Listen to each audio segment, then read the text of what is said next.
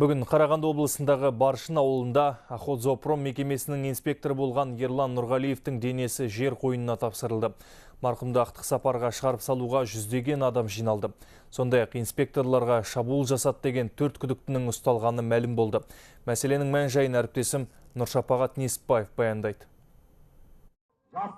Бейбіт күннің батыры, жаназаға жиналғандардың барлығына жуығы бүгін бұл сөзді тек Ерлан Нұрғалиевке қарата айтты. Бұл қазаның халықтың қабырғасын қайыстырып кеткені анық байқалды. Бәрінен де оны құтқаруға мүмкіндік болды. Тек оны пайдалана алмағанымыз жанға батты дейді марқұмның жақындары.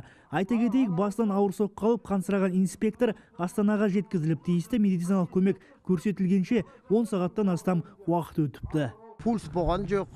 Денесі салқын болды, пульс вообще не прощупывал. Содан кейін содан құшақта басы жарылған, арттан удар тиген, мұрны, көзден көз жоқ. Сосын мұрны сынған. Сол қалмен енді сиденье осылай шалқитып алып келдім, қолымды астына салып, артқы басындағы жарақатқа уақытша не повязка жазып, йодпен неті қолдан келген көмекті тигіздікті Астанаға жол тарттық.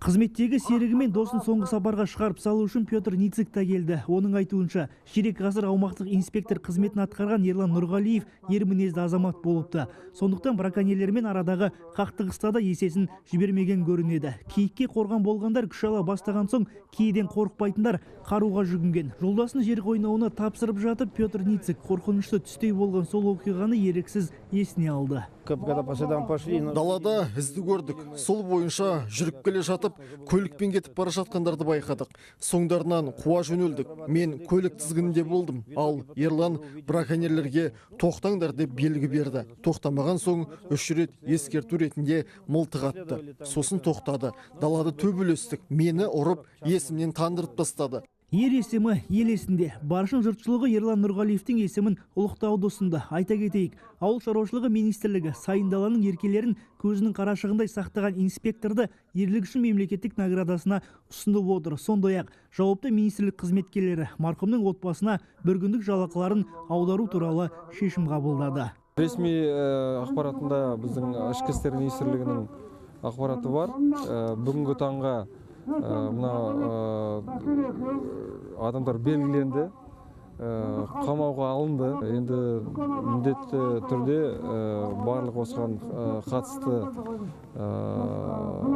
жауыздар адамдар жауапқа тартылып жатыр. Марқұмның артында жалғыз ұлы мен 2 немересі қалды. Бүгін инспекторларға шабуыл жасады деген күдікпен 4 адам ұсталды. Тағы бірнеше күдікті іздестіріліп жатыр. Айта кетейік, соңғы 3 жылда осындай 10 дерек тіркеліпті. Алайда олардың біреуінде ғана браконьерлер жазаға тартылыпты. Нұршапағат Несіпбаев, Әділғазы Төлеміс, Хабар 24, Қарағанды облысынан.